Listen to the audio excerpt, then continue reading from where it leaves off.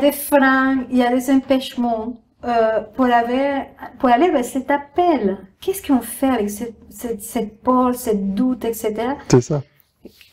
Que nous sentons souvent. Hein. Ah, absolument, absolument. Ce n'est pas parce que on est en connexion avec notre raison d'être profonde que l'on ne veut pas vivre à certains endroits des blocages, des peurs. C'est-à-dire, les deux peuvent être là en même temps. D'ailleurs, c'est même à ces endroits-là qu'on le ressent le plus. C'est paradoxal. Mais c'est plus on est conscient de ce qui est juste et bon pour nous, plus on est attiré vers être pleinement soi-même, et plus des peurs apparaissent. Parce que ça remet en question tous nos anciens schémas, toutes nos croyances, tout ce qu'on a dit à propos de nous et qu'on a cru, ou tout ce qu'on s'est dit nous-mêmes, au travers d'expériences dans notre vie où on a cru effectivement qu'on n'était pas assez, que voilà. D'ailleurs, il y a un texte magnifique sur ce sujet, c'est notre peur la plus profonde. Le texte d'investiture de Marianne Williamson, et elle dit que notre peur la plus profonde n'est pas vraiment d'être petit, mais d'être plus grand que tout. Et quand on réalise ça, parce que là c'est pas l'ego, hein, c'est l'être. L'être, il est plus grand que tout, mais il ne se considère pas plus grand que tout. Il est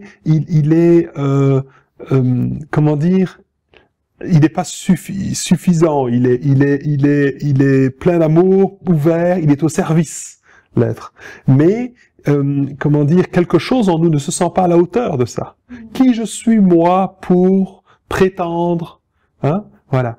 Et ce qu'elle écrit dans ce texte, c'est qui êtes-vous pour ne pas être qui vous êtes, c'est pas au service de l'humanité et tout ça. Ce que je veux dire par là, c'est que à partir du moment où on commence à réaliser qui on est, les parties de nous qui en doutent, ou qui en ont toujours douté et qui ont été déconnectées, ça, mettent ça en doute, ont peur, et viennent créer des freins. Donc on peut vivre en même temps, et ça je l'ai vécu pendant très longtemps, j'ai ressenti un élan très généreux d'aller vers quelque chose, et j'ai ressenti aussi les plus grandes peurs que j'ai jamais eues.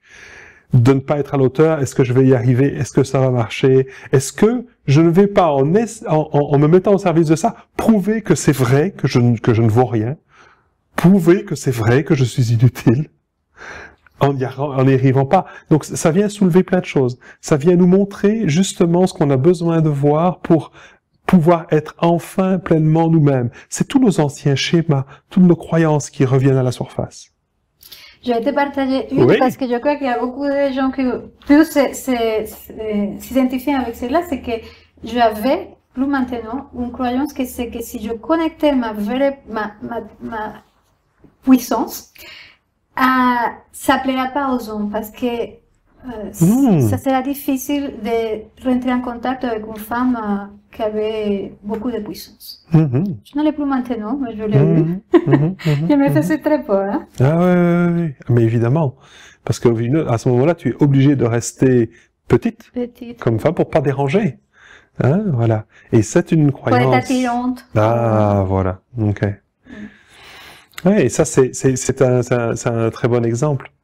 Moi, ce que j'ai vécu à un moment donné, j'étais tellement persuadé que je ne valais rien par moi-même que, d'ailleurs, je dois l'avouer, hein, quand j'ai commencé à faire ce métier ou cette démarche, c'était par compensation, je ne le savais pas à l'époque.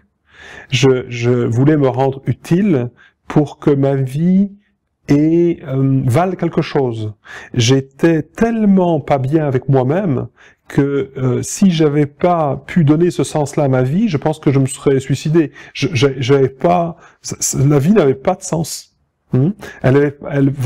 Presque, j'avais envie de dire, elle valait pas la peine d'être vécue. Ou qu'est-ce que je faisais là, j'en savais rien. C'était quand même très fort.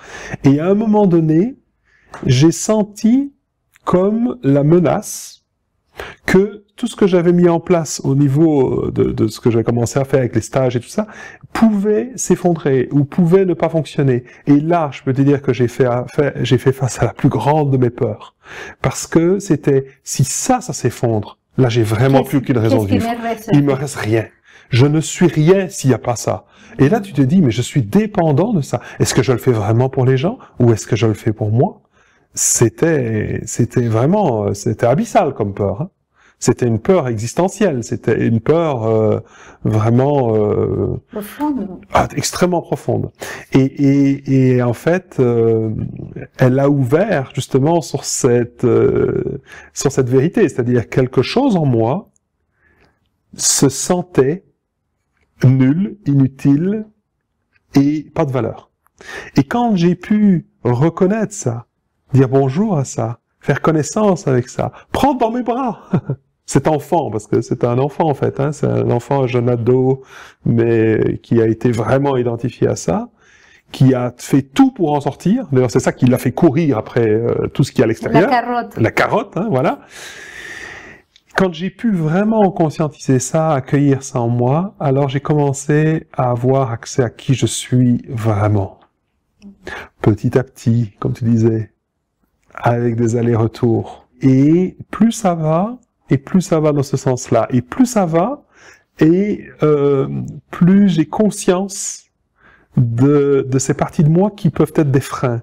Parce que évidemment, tu as cet élan naturel, puis tu sais de quoi je parle quand je vois tout ce que tu fais toi, hein, que ça de la conscience avec ce que tu fais, les autres projets que tu as. Mais tu sais que cette conférence me parle voilà, énormément. on vit ça, on sait de quoi on parle. Voilà. Mais je sais aussi que quand on a cet élan-là, il y a des freins. On ressent des lourdeurs, il y a comme quelque chose qui nous retient, qui dit oh. Et ça a besoin d'être vu, ça. C'est des parties inconscientes de nous qui font ça. Ça fait partie de notre inconscient. Et quand on met l'inconscient en conscience, quand on met ça en lumière, alors ça se libère, ça ne nous empêche plus. Ça n'a le pouvoir de nous freiner, de nous empêcher que quand ça reste dans notre inconscient, quand c'est pas vu.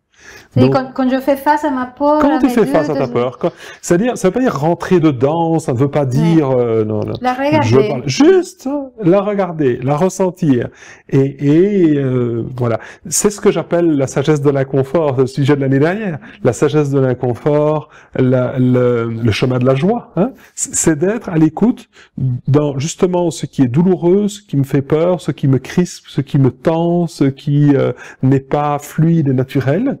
D'aller reconnaître ça, et de reconnaître que c'est quelque chose en moi, que c'est une partie de moi, que ça fait partie de qui je suis, ça fait partie de mon incarnation, quelque chose en moi vraiment cru, ou croit vraiment encore, que je ne vois rien, tout ça, ou peu importe, ou autre chose, hein, ou que je ne dois pas, comment dire, être dans mon accomplissement, sinon je vais faire peur aux hommes, ou dans ma pleine puissance. Toutes ces croyances-là, elles sont là. C'est pas qui je suis, mais ça fait partie de moi. Dans cette incarnation, ça fait partie de moi. Donc, et ça peut être même un sujet d'évolution et de mais travail. Ça en est un. Ça en est un entièrement, en fait. Parce que c'était ton cas. Mais oui, complètement. Puis je crois que c'est ce qui permet, c'est qui permet le cheminement en conscience. C'est sans cesse de se rapprocher de qui on est et de prendre conscience de ce qu'on n'est pas. Ou de ce qu'on a cru être. Et d'être libre, c'est un chemin de liberté de plus en plus. Plus on accepte de voir ce qui ne nous correspond pas ou plus, et plus on est libre d'être qui on est. Tu vois? Et pour moi, c'est vraiment un chemin d'éveil de conscience, bien sûr, d'éveil à soi, tout simplement. Hein? Voilà, il n'y a rien de mystique là-dedans. C'est d'apprendre à se connaître, à se reconnaître.